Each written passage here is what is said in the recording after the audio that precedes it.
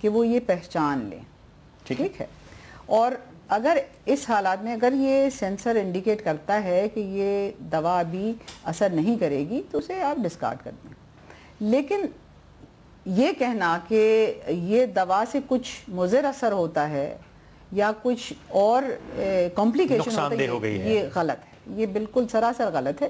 زیادہ سے زیادہ یہ اثر نہیں کرے گی, امیونٹی نہیں پیدا کرے گی. جو کہ ہم کئی سال سے سن رہے ہیں کہ دوا دی جا رہی ہے وہ بے اثر ہے, اس کو فرق نہیں پڑ رہا ہے, اس کو صحیح سے ہینڈل, یہ وہی والی بات ہے. مطلب یہ کہ اگر اس کا سینسر بتا رہا ہے کہ یہ ابھی بے اثر ہو گئی ہے تو اسے آپ ڈسکارڈ کر دیتے ہیں, اور اگر لے لیں گے تو کوئی برا مضر اثر اس کا نہیں ہوگا.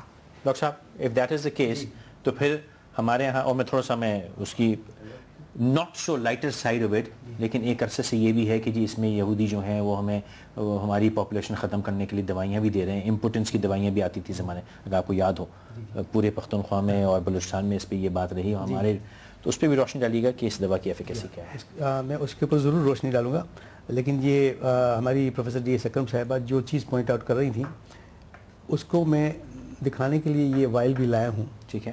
اس وائل کے اوپر آپ دیکھ رہے ہیں 2 کلرز ہیں. جی. بیچ میں لائٹ ہے, وہ جو انڈیگو ہے, ساتھ میں بیچ میں وائٹ ہے. بیچ میں ہاں انڈیگو ہے اور بیچ میں لائٹ کلر ہے. جی ہے نا. ٹھیک ہے. اچھا اب آپ یہ دیکھیے, یہ تو بالکل صحیح ویکسین ہے. اگر یہ دونوں کلر مرج ہو جائیں تو یہ ایکسپائرڈ ویکسین ہے. اوکے, یہ میں دکھاتا ہوں, ابھی فوکس کرتے ہیں اس کو, کیمرے پہ لاتے ہیں. یہ دائیں ہاتھ والی جو ہے میری یہ ناقص ہے, ناقص نہیں سوری بے اثر ہے, اور یہ والی جو ہے یہ ٹھیک ہے. لے آئیے, سوری یہ لیجیے. ٹھیک ہے, یہ جو ہے صحیح ہے, اور یہ جو ہے اب یہ بے اثر ہو چکی ہے. وہ دوائی تو کھلی ہوئی ہے دوست, مجھے دوائی دھیان میں آپ کو بتاؤں, یہ اوپن ہے بوٹلز اس کی وجہ سے. جی میں آپ کو بتاتا ہوں. جی سر. دیکھیے یہ جو بالکل صحیح ہے اس کی ایکسپائری ڈیٹ جو ہے وہ جون 2012 ہے. اوکے.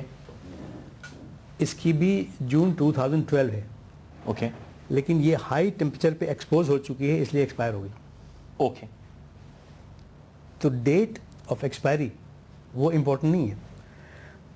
مس ہینڈلنگ اس کی خراب کر سکتے ہیں. Vaccine while monitor VVM. ٹھیک ہے. دس از اے VVM, vaccine while monitor is important. اور یہ جیسے ڈاکٹر صاحبہ نے بتایا ٹریننگ دے دی جاتی ہے ویکسینیٹرس کو, لیڈی ہیلتھ ورکرس کو اور سارے ہیلتھ کیئر پرووائڈرس کو جب ویکسین دینے جاتے ہیں کہ جب VVM بتائے کہ کلر ایک ہی ہو چکا ہے تو اس کو یوز نہ کریں. ٹھیک ہے.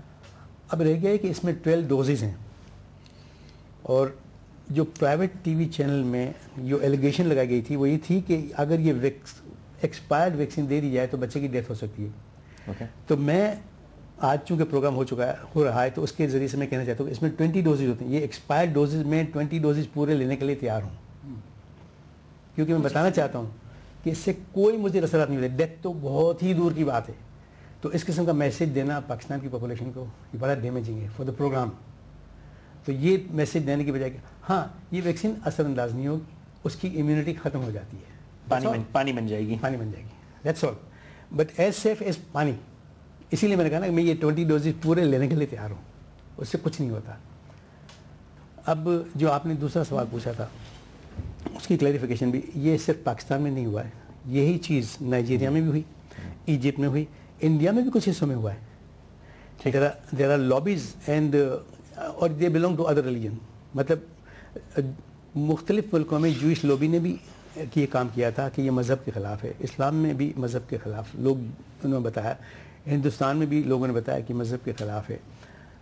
اور اس وقت ہمارے پاس 10 سے زیادہ نیشنل لیول کے جو علماء ہیں ان کے ہمارے پاس فتاوا موجود ہیں کہ یہ سیف ہے, اور نہ صرف سیف ہے بلکہ ہم پر والدین پہ سب پر فرض ہے کہ ہم اپنے بچوں کو اس موذی مرض سے بچائیں. جی میں یہ کہنے لگا تھا کہ اپنے بچے کی حفاظت کرنا, صحت کے لیے تحقیق کرنا, تو یہ ہم پہ لازم, میں کوئی عالم نہیں تھا, مجھے بھی سمجھ کہ یہ لازم ہے. جی تو یہ فتاوا ہمارے جو نیشنل لیول کے علماء ہیں ان کے فتاوا ہمارے پاس کم از کم 10 سے زیادہ جو لوگ ان کے فتاوا ہمارے پاس موجود ہیں جنہوں نے کہا کہ یہ ہم پر فرض ہے کہ ہم اپنے بچوں کی حفاظت کریں اس موذی مرض سے.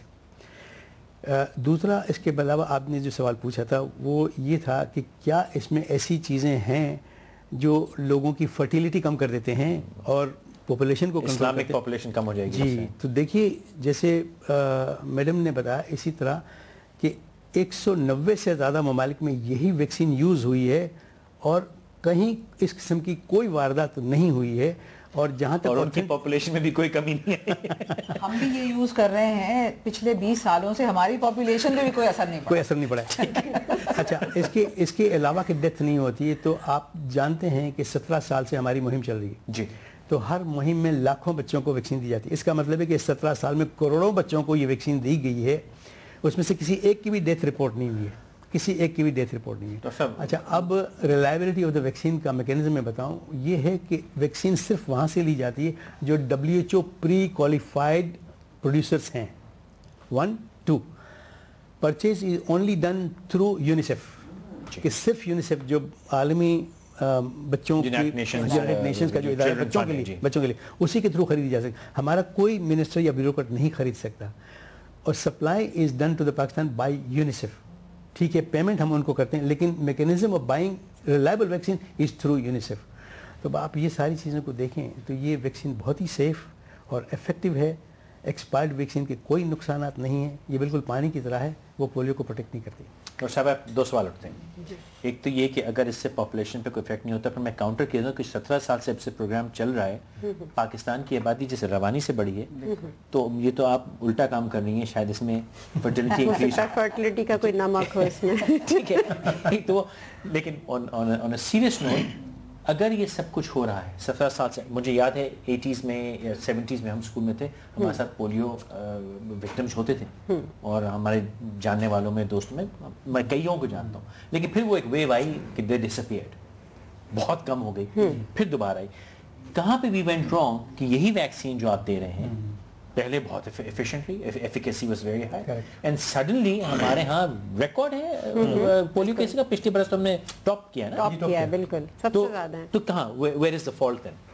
دیکھیے جو فالٹ, بلو صاحب نے پی پی اے کی کانفرنس میں بھی ایک بہت امپورٹنٹ ریسرچ بھی پیش کی تھی, اور ہمیں جو پتہ چلا ہے مختلف چیزوں سے بیٹھ کے بات کر کے اور تحقیقات کر کے جو چیزیں سامنے آئی ہیں, سب سے اہم یہ ہے کہ ہمارے اندر ایک چیک اینڈ بیلنس کا سسٹم نہیں ہے. ٹھیک ہے, اگر ہمارے کچھ جگہ پہ ایک جا رہا ہے ویکسینیٹر یا ایک ٹیم جا رہی ہے اور وہاں پر کیسز نمودار ہوتے ہیں, تو ہم ان کو کیوں ٹرانسپیرنسی سے سامنے نہیں لے کر آتے, ان لوگوں کی فالٹس ہم سامنے کیوں نہیں لے کر آتے, اور انہیں اس کی سزا کیوں نہیں ملتی, انہیں اس سے بڑے عہدوں پہ کیوں بھیج دیا جاتا ہے جہاں پہ یہ فالٹس ملتے ہیں. سیکنڈلی پرابلم یہ ہے کہ ہم سٹیک ہولڈرز کو کبھی بھی اکاؤنٹ میں نہیں لیتے.